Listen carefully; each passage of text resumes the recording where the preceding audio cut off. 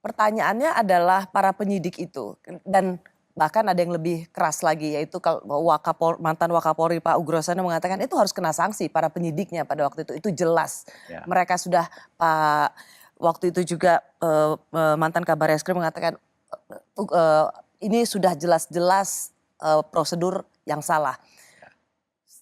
Pertanyaan saya adalah memanggil penyidik yang dulu ada di Cirebon pada waktu itu. Sekarang mereka sudah berbintang, Pak. Ya. Menurut Bapak seberapa mampu menggali keterangan para penyidik yang 6 tahun lalu ada, yang sekarang sudah berada di posisi-posisi strategis. Dan mereka semua rata-rata sudah berbintang, minimal bintang 1. Kalau memang mau, apa susahnya? Kan setiap pelanggaran atau dugaan pelanggaran itu harus ditangani sebanyak apapun bintang yang dimiliki. Waktu kasus Sambo sama kan? Kan baru sesudah diambil oleh Mabes Polri. Baru itu jalan. Ketika semula berputar-putar di Polda gitu, tidak ada yang berani karena sama-sama bintang 2. Dan itu sama-sama di Polda. TKP-nya dihalang-halangi. Begitu dipindah ke Mabes Polri, kan bisa lama-lama. Bisa juga kalau itu mau dilakukan gitu. Bisa. Kalau kasus Ferdy Sambo, Pak, itu memang satu kasus yang bisa dibilang sangat itu menyangkut Jenderal Bintang 2, kemudian dibilang malaikat maut anggota Polri, sehingga waktu itu Pak Mahfud ikut menggerakkan supaya proses itu cepat. Tapi kalau sekarang, Pak, kalau ini adalah satu pembunuhan yang sebenarnya tanpa mengurangi perhatian atau keberpihakan kita pada keluarga korban, ini kan tidak sebesar itu tantangannya. Memang, siapa yang sebenarnya ingin dilindungi dari kasus pembunuhan Vina dan Eki ini? Ya, saya jawab yang pertama dulu. Kasus Sambo itu kan besar sehingga bisa tarik ke Mabes. Ya, jawaban saya itu tadi, tidak ada kasus sekecil atau sebesar apapun yang tidak bisa diselesaikan di Mabes. Termasuk ini katanya karena udah sekarang ada bintang 2, bintang 1, ya tarik aja ke Mabes kalau memang tidak benar kan bisa. Tetapi tentang siapa yang akan dilindungi dari ini, nah itulah yang sekarang harus digali. Kita juga tidak boleh. Karena itu jadi pertanyaan besar. Mengapa peristiwa ini seperti seolah ingin menutupi sesuatu? Iya. Siapa yang sebenarnya sedang dilindungi dalam kasus ini? Kalau dulu tentu ada seorang Kadif Propam yang harus dijaga. Ya. Karena itu akan membawakan efek atau aib pada institusi Polri. Kalau ini sehingga publik kemudian siapa sih pelakunya? Anaknya siapa? Atau siapa? Kalau Pak Mahfud biasanya mengurai persoalan ini. Apa sebenarnya yang selama ini menjadi tawanan kasus-kasus sehingga tidak dibiarkan transparan? Sifatnya masih spekulatif juga karena ini udah lama tertutup. Nah, kita kembali ke spekulasi awalnya aja. Dulu kan ada dugaan ini anaknya pejabat ini cucunya pejabat ini, sehingga harus dicarikan kambing hitam karena kasus ini faktanya ada pembunuhan, pasti ada pembunuhnya, ndak boleh tenggelam, tapi harus melindungi anaknya ini, anaknya itu dan seterusnya. Maka ini spekulasinya ya, maka dimunculkan kasus kambing hitam ini. Dan ternyata juga di berita acaranya yang 11 orang muncul itu kan muncul dari seseorang yang dibuat oleh Rudiana kan. Iya kan? Atas BAP yang dia buat terhadap 2 orang. Ya. Lalu muncul nama sebelahnya tidak dikonfirmasi lagi, langsung diajukan ke pengadilan. Bukan hanya mungkin melindungi nama orang, juga melindungi kasus lain, perbuatan-perbuatan lain. Misalnya narkoba dan sebagainya itu kan sudah muncul. Itu kan bisa diurai lagi. Kan ada saintifiknya ya untuk polisi sudah ahli sebenarnya kalau mau menemukan itu dengan benar tanpa terhambat oleh masalah-masalah psikologis, itu gampang menurut saya.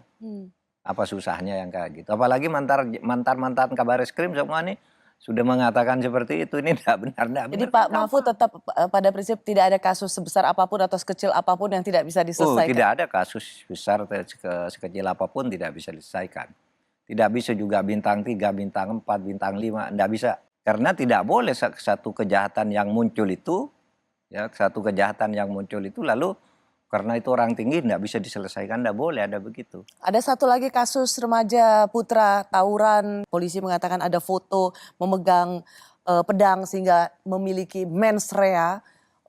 tawuran begitu cepat polisi mengatakan remaja putra ini memang memiliki niat untuk tawuran, dikejar oleh polisi kemudian jatuh sampai seluruh tubuhnya berdasarkan keterangan dari orang tua itu adalah luka babak belur dan dihajar. CCTV juga di Polsek hilang untuk mengetahui apakah memang anak-anak tawuran ini mendapat perlakuan yang manusiawi dari polisi.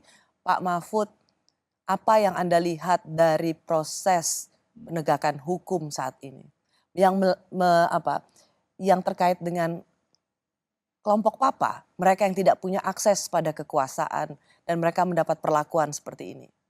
Ya itu, jadi sekarang ini kan ada orang yang mengatakan aparat penegak hukum itu sekarang ini tidak semua pasti ya, tidak semua terlibat dalam satu jaringan permainan yang tidak bersih, sehingga mau melindungi orang atau mau mengkambing hitamkan orang itu dianggap sesuatu yang wajar sekarang di mana-mana. Ya kayak yang di Padang itu, yang Afif ya, Afif Maulana. Ya itu kan ceritanya. Gimana sih polisi kok bisa begitu? Masa CCTV hilang? Kalau pinjam istilahnya Rizik Syihab itu, CCTV kalau keroyokan gitu melibatkan polisi, CCTV-nya hilang. Kalau kebetulan orang FPI, TV-TV-nya ada, kayak gitu kan. Nah, ini kan tidak profesional artinya. Kalau di sana CCTV-nya ada, kalau di situ CCTV-nya tidak ada. CCTV-nya kan gitu. Berfungsi tergantung kebutuhan. Tergantung kebutuhan. Nah, menurut saya itu tidak profesional dan itu tidak bagus bagi kehidupan kita berbangsa dan bernegara. Ini sangat rusak kalau kayak gitu. Apalagi menyangkut orang-orang kecil ya, tidak ada yang melindungi.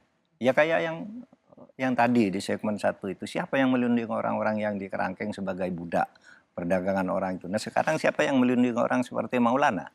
Kan gitu kan. Nah kadang-kala juga muncul juga orang-orang yang sok pahlawan. Enggak, polisi itu udah penuh, ini macam-macam. Ya diperiksa dulu dong. Itu kan begini loh Mbak. Kasus di Indonesia itu setiap harinya ribuan.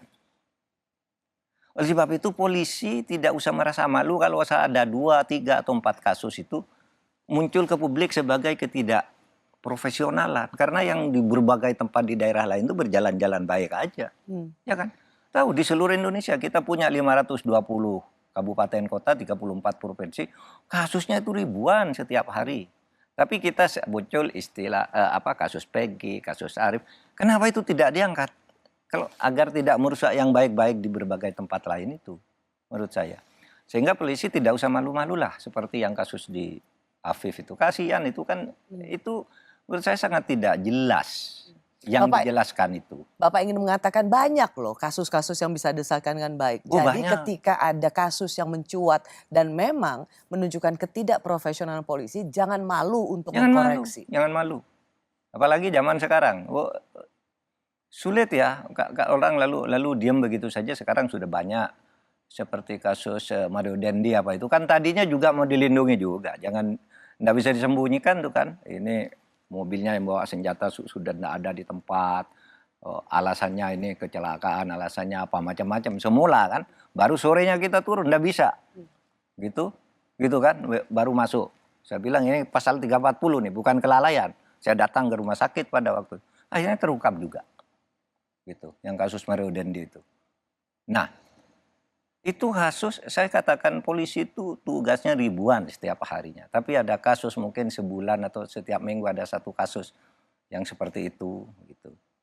Ya itu harus dibuka dengan baik. Kalau polisi ini ingin baik. Ini yang Bapak rasa kurang adanya respons yang cepat untuk mengkoreksi sesuatu yang salah tetapi masih bersifat defensif. Ya. Padahal andaikan mengkoreksi, penghormatan publik pada polisi akan jauh lebih besar. Oh iya, akan jauh lebih besar. Dan kita akan bangga lah rakyat ini punya polisi. Nah ini bagus nih, mau dikoreksi. Apa salahnya sih dikoreksi? Kan manusiawi saja bahwa di sana ada oknum yang salah gitu ya. Kan bisa lalu dibuka. Kalau sekarang polisi terkesan defensif dan mengatakan semua sudah sesuai dengan prosedur, sudah sesuai dengan scientific investigation, Kompolnas juga berada di mengatakan bahwa itu semua sudah sesuai prosedur. Menurut Bapak, apakah itu sesuatu yang bisa kita pegang?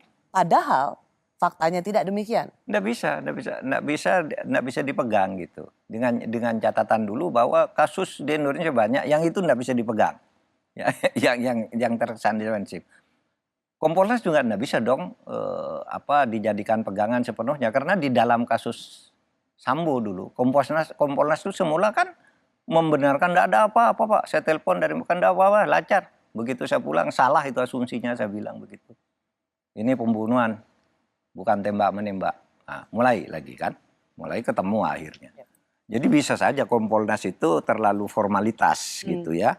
Mengikuti misalnya apa yang di lapangan begini, oh ya begitu, lapor, enggak apa-apa gitu. Waktu kami dalamin enggak juga, salah itu saya bilang. Bisa begitu. Jadi menurut Bapak apa wajah penegakan hukum kita?